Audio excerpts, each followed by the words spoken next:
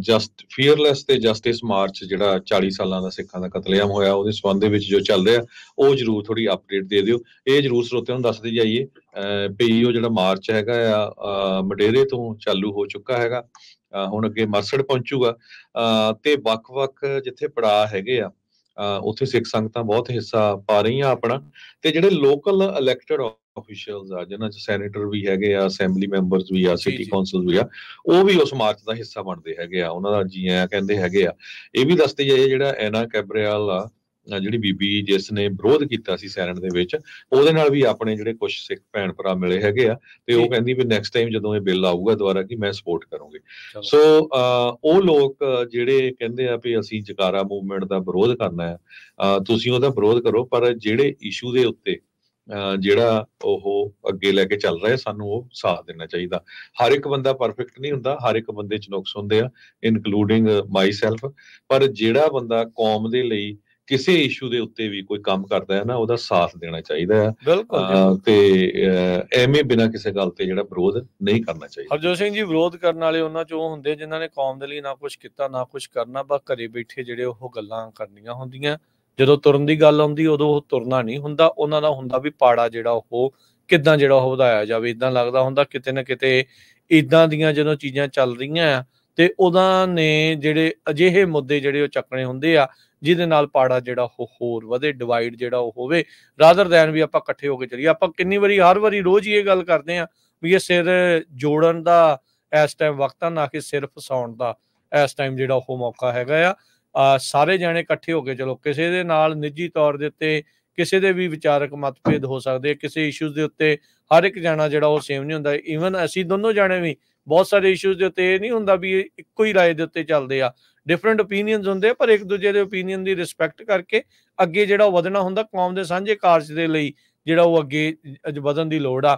Perfect ਸਿਰਫ ਵਾਹਿਗੁਰੂ ਆ, perfect ਸਿਰਫ ਗੁਰੂ ਆ, ਤੇ ਆਮ ਜਿਹੜਾ ਇਨਸਾਨ ਆ ਉਹ ਗਲਤੀਆਂ ਦਾ ਪੁਤਲਾ, ਗਲਤੀਆਂ ਉਹਦੇ ਕੋਲੋਂ ਹੋਣੀਆਂ, ਗਲਤੀਆਂ ਉਹ ਕਰਦਾ ਰਹੂਗਾ ਤੇ ਗਲਤੀਆਂ ਨੂੰ ਭੁੱਲਾਂ ਨੂੰ ਬਖਸ਼ਾ ਕੇ, ਜੇ ਭੁੱਲ ਬਖਸ਼ਾ ਕੇ ਅੱਗੇ ਵੱਧਦੇ ਆ ਤਾਂ ਭਾਈ ਮਾਫ ਵੀ ਕਰਨਾ ਤੇ ਉਸ ਚੀਜ਼ ਨੂੰ ਅੱਗੇ ਜਿਹੜਾ ਉਹ ਲੈ ਕੇ ਚੱਲਣ ਦੀ ਲੋੜ ਆ।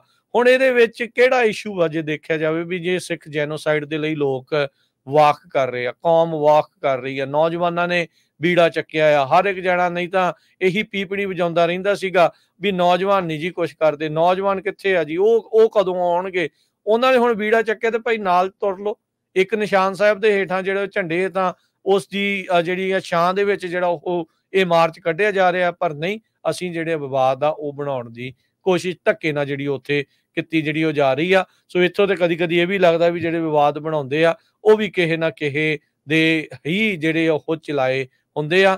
ਤੇ ਅਫਸੋਸ ਦੀ ਗੱਲ ਇਹ ਹੁੰਦੀ ਹੈ ਹਰਜੋਤ ਸਿੰਘ ਜੀ, ਉਹ ਵੀ ਕਈ ਵਾਰੀ ਉਹਨਾਂ ਧਿਰਾਂ ਦੇ ਵਿੱਚ ਹੁੰਦੇ ਆ ਜਿਹੜੀਆਂ ਅਖਵਾਉਂਦੀਆਂ ਉਹ ਵੀ ਪੰਥਕ ਆ ਤੇ ਕੌਮੀ ਆ, ਤੇ ਪਰ ਜਦੋਂ ਕੌਮੀ ਕਾਰਜ ਦੀ ਗੱਲ ਆਉਂਦੀ ਆ ਤੇ ਉਦੋਂ ਉਹਨਾਂ ਨੇ ਆਪਣੀ ਹੀ ਜਿਹੜੀ ਨਵੀਂ ਪੀਪਣੀ ਜਿਹੜੀ ਆ ਉਹ ਵਜਾਉਣੀ ਜਿਹੜੀ ਉਹ ਸ਼ੁਰੂ ਕਰ ਲੈਣੀ ਆ। ਸੋ ਇਹ ਇਦਾਂ ਨਹੀਂ ਕਰਨਾ ਚਾਹੀਦਾ। ਇਹੋ ਜਿਹੇ ਮੌਕਿਆਂ ਦੇ ਉੱਤੇ ਸਾਰਿਆਂ ਨੂੰ ਇਕੱਠੇ ਹੋ ਕੇ ਜਿਹੜਾ ਉਹ ਅੱਗੇ ਚੱਲਣ ਦੀ ਜਿਹੜੀ ਉਹ ਜ਼ਰੂਰਤ ਹੈਗੀ ਆ।